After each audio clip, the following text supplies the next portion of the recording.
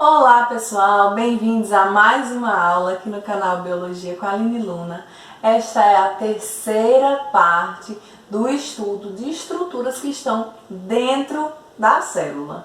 Se você não pegou as outras aulas, volta lá e acompanha nossas aulas, por favor. Garanto que tem muita informação para te ajudar aí a estudar ou para a sua prova, ou para o vestibular específico, para o Enem. E espero que você esteja gostando. Não esqueça, qualquer dúvida pode colocar aqui no comentário que a gente responde.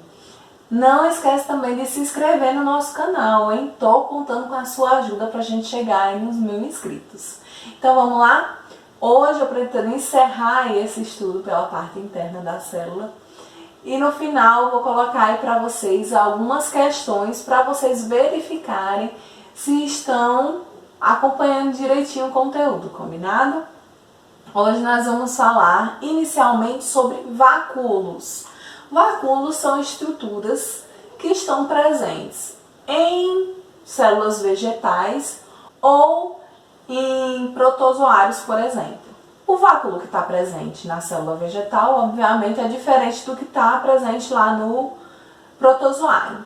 O vacúolo vegetal ele é uma bolsa membranosa, repleto de uma solução aquosa, e ele é originado a partir do retículo endoplasmático. Esse vacúolo ele tem diversas funções.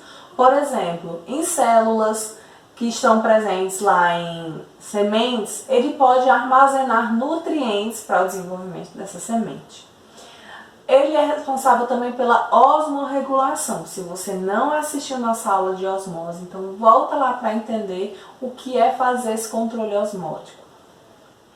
Ele é responsável também por armazenar substâncias que poderiam trazer algum prejuízo aí para a célula.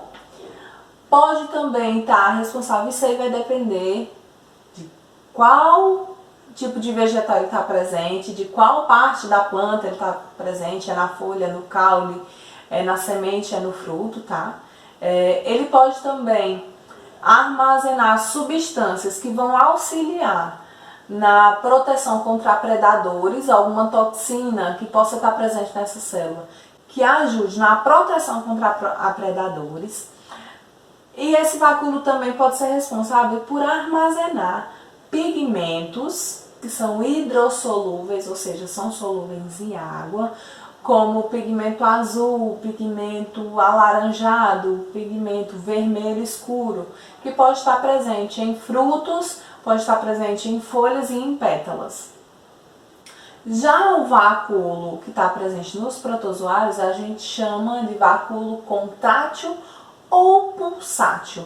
Por que esse nome? Porque ele vai fazer movimentos de contração para auxiliar também na osmorregulação. Então, nos protozoários, a principal função dos vacúolos, que a gente chama de vacúolo contrátil ou pode chamar de vacúolo pulsátil também, é osmorregulação, é regular a quantidade de entrada e de saída de água na célula.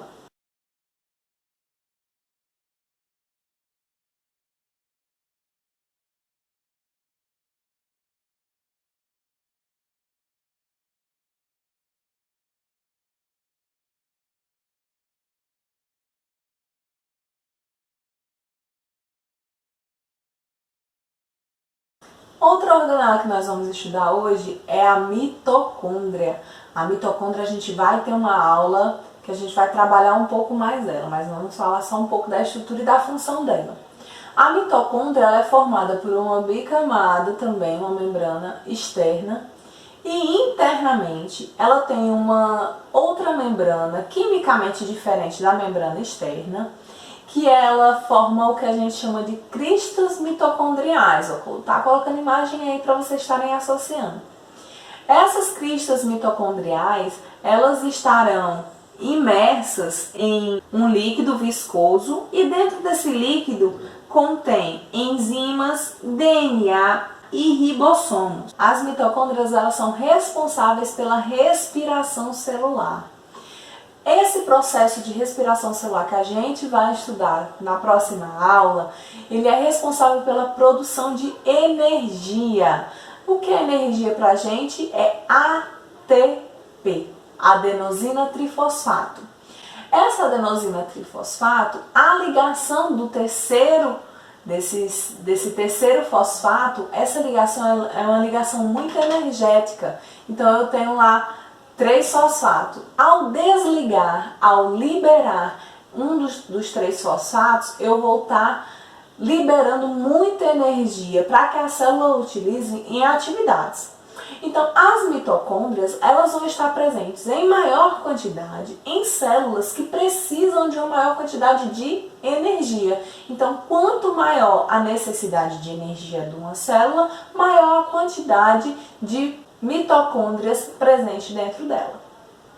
Os plastos são organelas presentes exclusivamente em vegetais e em algumas algas, e eles são divididos em cloroplasto, cromoplasto ou leucoplasto. Vamos ver cada um deles.